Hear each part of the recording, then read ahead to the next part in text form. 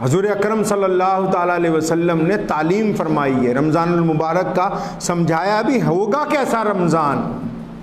رمضان اس کا ہے جو نزول قرآن کے اس مہینے میں اپنا زیادہ وقت قرآن کے لیے دیتا ہے۔ آج کل تو لوگ وقت ڈھونڈتے ہیں کہ جب دکان بند ہو جائے تو ایسی جگہ ملے جہاں ہم تراویح پڑھ لیں۔ اگر کہیں پاسپورٹ بنوانے جانا ہو تو 5 گھنٹے لائن میں لگنے کے لیے تیار ہیں، ریلوے اسٹیشن کی ٹکٹیں لینی ہو وہاں 5 گھنٹے لائن میں لگنے کے لیے تیار ہیں، اگر کہیں سنیما ہال میں جانا لمبی لائن ہے وہاں کھڑے ہونے کے لیے تیار ہیں۔ 1 گھنٹہ اگر تراویح ہو جائے تو ٹانگوں میں درد پیدا ہو جاتا ہے، اس کا مطلب ابھی دل راضی نہیں ہوا اللہ کے لیے، ابھی راضی نہیں ہوا ہے، اس کو راضی کرنے کی ضرورت ہے، اس کو قائل کرنا ہے اس بات پر۔ رمضان الکریم جو ہے وہ پوری کائنات کا سب یہ جتنے مہینوں کے نام ہیں نا، ذی قعدہ، ذی الحجہ، یہ جتنے مہینوں کے نام ہیں یہ اہل عرب نے رکھے ہیں، اور یہ رمضان الکریم جو ہے اس کا نام اللہ کریم نے خود رکھا ہے، اللہ تعالیٰ نے خود رکھا ہے، اسے خود پسند فرمایا ہے۔ اس نام کا کوئی مہینہ نہیں تھا پہلے، اللہ تعالیٰ نے اسے کہا کہ میرا ہے۔ اور جو بندہ اللہ تبارک و تعالیٰ کے مطابق رمضان گزارنا چاہتا ہو، کچھ خرابیاں ہوتی ہیں پرانے نمازیوں میں، ہوتے تو بہت اچھے ہیں یہ، لیکن ہوتا یہ ہے کہ جب کوئی نئے نمازی آتے ہیں جو رمضانی ہوتے ہیں صرف، تو آتے ہی ان کو تانا دیتے ہیں، اچھا میاں آ گئے ہو۔ تانا دینا بری بات ہے، لوگوں کی اصلاح کرنے کی ضرورت ہے۔ یہاں ہمارے یہاں پنجاب میں ایک پنجابی بزرگ تھے، لٹھ مار بہت، تو فرماتے ہیں کہ ساڈا چودھری روزے نہیں رکھتا سی۔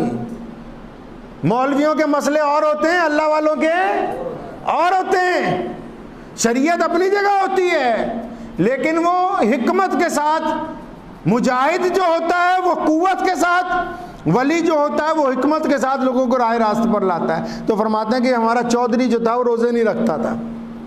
میں روز جاتا تھا تو جب چودھری صاحب کھیت کو جاتے تھے، حکا ہاتھ میں پکڑا ہوا گڑ گڑ کرتے ہوئے جانا، میں بلایا ایک دن، چودھری صاحب روزہ رکھیا کرو، تو فرمان لگے کہ ٹک دے بغیر سر جاندی ہے، حکے دے بغیر نہیں سرتی۔ ٹک کہتے روٹی کو، فرماتے ہیں کھانے کے بغیر تو گزارا ہو جاتا ہے، حکے کے بغیر نہیں ہوتا۔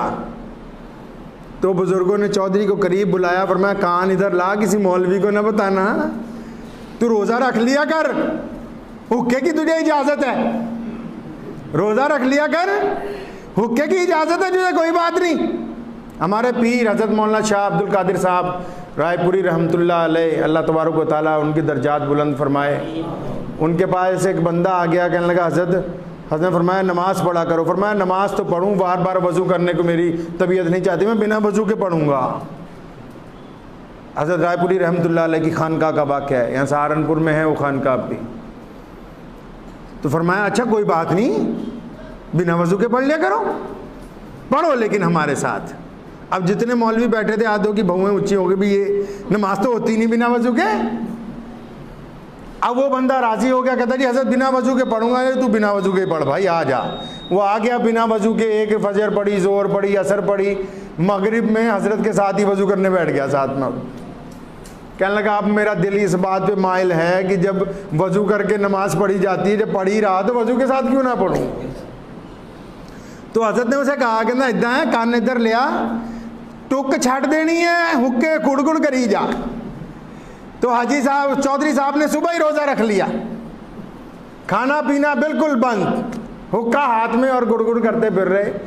حضرت فرماتے ہیں کہ تیسرے دن میں دوپہر کو نماز کے بعد درخت کے نیچے بیٹھا ہوا تھا، چودھری آیا بڑی دور سے چلتا ہوا، پورے جلال میں، روزہ رکھا ہوا ہے، حکا ہاتھ میں ہے، سلگ بھی رہا ہے، لا کے میرے پیروں میں پھوڑا۔ فرمایا حضرت جی جد ٹک بغیر سر جاندی ہے تے حکے بغیر بھی سر دی ہے، روزہ تو اللہ نہیں رکھنا ہے بندے نے۔ اور ہوتا اگر کوئی ہم جیسا فتوے باز، وہ کہتا نا جی نا، تو قیامت تک جہنم میں جائے گا، تیرا گزارا نہیں ہونے والا ہے، تیرا مسئلہ نہیں حل ہونے والا ہے، تیرے لیے تو حکم ہے کہ بس تو جنت ہمارے لیے، جہنم تمہارے۔ وہ لوگ غلط فہمی میں ہیں، جن عبادت گزاروں کو یہ غلط فہمی ہے کہ ان کی عبادت قبول ہو رہی ہے اور وہ اعمال میں بہت اچھے ہیں، ان کو غلط فہمی ہو گئی ہے، ان کو غلط فہمی ہے، اور وہ اس غلط فہمی میں لوگوں کا دل دکھا رہے ہیں۔ وہ یہ نہیں سمجھتے کہ اللہ کریم جو ہے اپنے کس بندے کی کس ادا کے اوپر راضی ہو جائے یہ اللہ کریم جانتا ہے اور کوئی نہیں جانتا ہے۔ آپ کو شریعت نے کسی مسلمان کو، کسی انسان کو شریعت نے یہ حق دیا ہی نہیں کہ ہم کسی بھی آدمی کا دل دکھائیں، شریعت نے ایسا کوئی حق نہیں دیا۔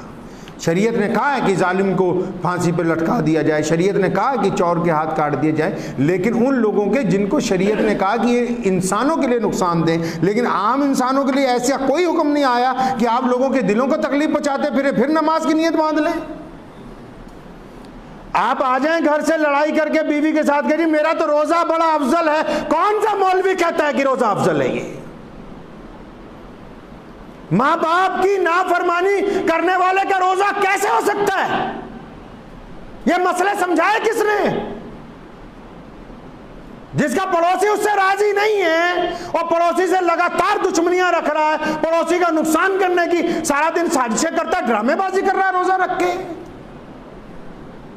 سڑک پہ چلتا ہے 50 عورتوں کی گندی نگاہ سے دیکھتا ہے، زنا کا ارادہ بناتا ہے، لطف اندوز ہوتا ہے، کون کہتا ہے اس کا روزہ ہے؟ کون رہا ہے اس کا روزہ ہے؟ یہ کس نے کہا کہ اللہ نے ہم کو بھوکے رکھنا اللہ کا مقصد ہے؟ ہمیں بھوکا اس لیے رکھا گیا کہ کچھ تبدیلی آئے جسم میں، آپ کو پتہ لگے کچھ الگ کر رہے ہیں ہم، آپ کو احساس ہو کہ غریب جب سارا سال بھوکا رہتا ہے اس کی حالت کیا ہوتی ہے۔ بھوکا اس لیے اللہ کریم نے رکھا کہ جسم میں تبدیلی آئے، بندے کو پتا ہو کہ آج میں عام انسانوں سے الگ ہوں، میں کچھ الگ ہٹ کے کر رہا ہوں، اور پھر اس کو احساس ہو کہ غربت والوں کے ساتھ کیا معاملہ ہوتا ہے۔ ایک صاحب پہنچے اللہ والوں کے پاس، کہنے لگا جناب میں تو بڑا خوش ہوں، آج سے میں جنگل میں جاؤں گا اللہ اللہ کروں گا۔ اللہ والوں نے کہا کہ رسول کریم کا حکم ہے، میرے نبی علیہ السلام کا حکم ہے کہ کوئی مسلمان 24 گھنٹے کسی مسجد میں بیٹھ کے، جنگل میں بیٹھ کے، صرف 24 گھنٹے نہیں ساری زندگی اگر چاہے کہ اللہ اللہ کروں، اللہ کریم نے منع فرمایا، رسول کریم نے منع فرمایا اللہ کریم کا حکم ہے کہ نماز بھی پڑھو، ماں باپ کی خدمت بھی کرو، نماز بھی پڑھو، بچوں کا خیال بھی رکھو، نماز بھی پڑھو، پڑوسیوں سے محبت کرو، نماز بھی پڑھو، دنیا داری کے اندر بھی مقام پیدا کرو۔ اللہ کریم کا حکم ہے کہ نماز بھی ادا ہوگی، میدان جنگ میں بھی اتریں گے، اللہ کریم کا حکم ہے کہ نماز بھی پڑھیں گے، غریب کا بھی ساتھ دیں گے۔ فرمایا تو نے یہ کیسے سمجھ لیا؟ کہنے لگا حضرت میں تو ایسے سمجھا کہ میں ایک جنگل میں گیا تھا رات، تو ایک شیر کو میں نے دیکھا، میں درخت پہ چڑھ گیا تو اس نے ایک بکری ماری، بکری مار کے خود بھی کھائی، میں اس کے پیچھے پیچھے چلتا رہا تو ایک پہاڑی پر گیا وہ شیر، تو وہاں ایک لومڑی بیٹھی ہوئی تھی جس کے دونوں پیر خراب تھے، پیر خراب تھے دونوں، تو شیر نے باقی بچی ہوئی گوشت اس کو دیا، لومڑی کھانے لگی۔ میں بڑا خوش ہوا کہ اللہ تو اتنا کریم ہے کہ اس اپاہج لومڑی کا بھی انتظام کر رکھا، پھر اپنے کو تو کوئی کام کرنے کی ضرورت نہیں، آپ تو اللہ اللہ کریں گے، اللہ تعالیٰ نے کھانا دے ہی جانا ہے۔ تو اللہ والوں نے کہا کہ ارے بیوقوف، لومڑی بننے کی سوچ رہا ہے، اللہ کریم نے یہ شیر تیری رہنمائی کے لیے دیا، شیر بننا ہے، خود بھی کھانا ہے، غریبوں کو بھی کھلانا ہے۔